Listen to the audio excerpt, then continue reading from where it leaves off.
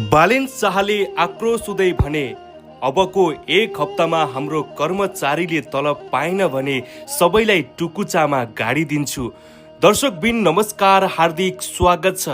काठमाडौँ महानगरपालिकाका मेयर बालेन शाहले अहिले सामाजिक सञ्जालमा एउटा स्ट्याटस लेखेका छन्। उक्त स्ट्याटसले अहिले पुरै नेपालै हल्लिएको छ। उक्त स्ट्याटसमा उनले लेखेका छन्, काठमाडौँ महानगरपालिकाको सरसफाई कर्मचारीले विगत 3 महिनादेखि तलब पाएको छैन।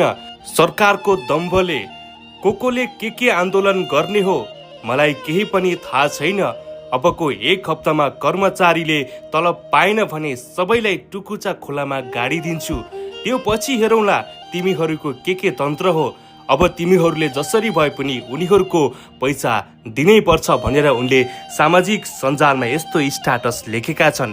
उक्त स्ट्याटस अहिले सामाजिक सञ्जालभरि निकै भाइरल बनिरहेको छ। धेरैले बालेन शाहको पक्षमा लिएर कमेन्ट समेत गरिरहेका छन्। तपाईहरू यो विषयमा के भन्न चाहनुहुन्छ अवश्य पनि कमेन्ट गर्नुहोला।